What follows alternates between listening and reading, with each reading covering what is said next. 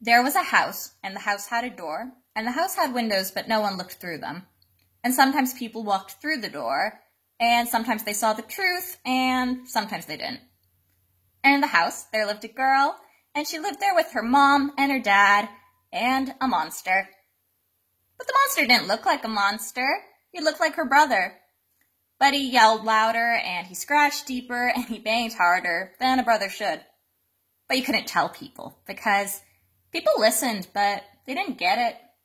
Because sometimes blood means that being beaten and scratched and scared and yelled at are okay because you were born into it, which means you just have to take it.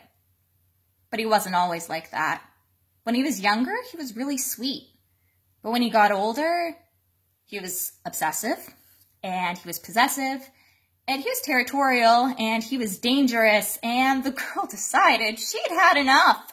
So she packed her bags, ran to the airport, and flew across the ocean. And for the first time in years, she didn't have to take it. But in the house still lived the mother and the father, and they still had to take it. And one day the scars were so deep that somehow someone saw them and the monster had to be taken away. And when the girl found out, she was shocked, not because the monster had been taken away, but because of the normal people. She couldn't believe that the professionals had told her parents to throw her brother out and declare him homeless. She couldn't believe that any normal person would ever tell any other normal person to do that to anyone, normal or monster. But luckily her parents were good people, and they didn't listen to the professionals. So they got him into a care home, and they thought the worst was behind them, but they were wrong, because the normal people provoked her brother. The normal people didn't treat him like a normal person. They treated him like a monster.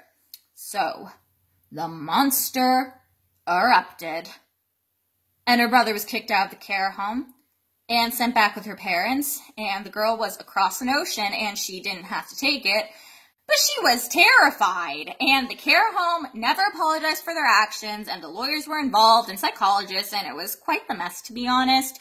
But after a longer deal, they got him into another home, and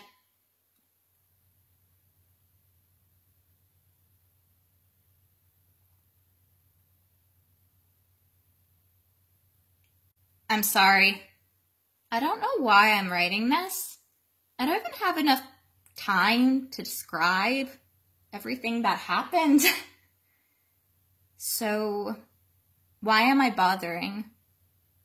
Why am I revealing this skeleton in our family closet? What am I trying to say? I guess I'm trying to say that help isn't always about money. Help is sometimes about knowing that not all charities or organizations are as good as they seem. I will never donate a penny to the group that poked my brother and called him a bear. I guess I'm trying to say that listening isn't always the same as hearing.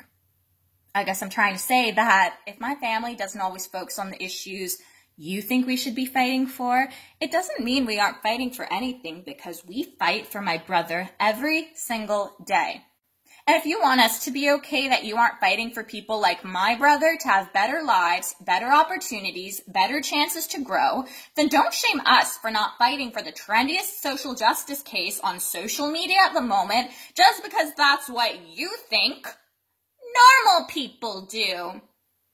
If all you do to support a cause is donate a few bucks to charity or post daily on Instagram, well, I talk to my brother daily and arrange time to practice yoga with him and calm him down during a freak out over the phone and challenge him to learn new skills through games and teach him new things and help shape him into a better version of himself, then you are not one to talk.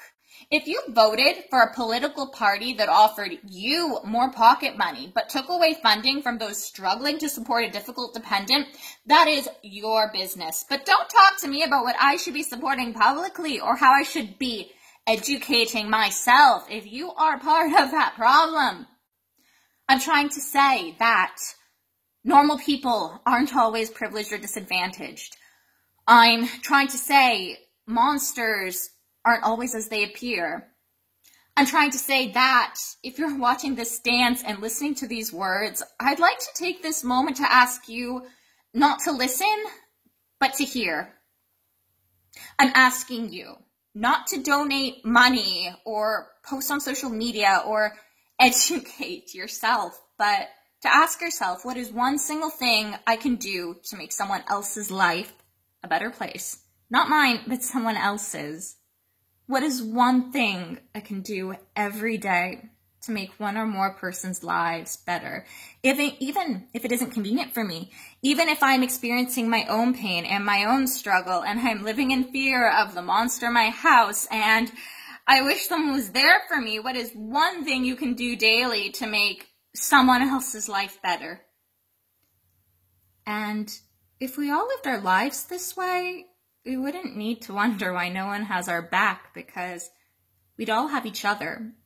And we wouldn't need to post on social media because we'd all be busy helping instead of posting what we think others need to know. Because we're all just normal people, and I think it's time we listened less and heard more.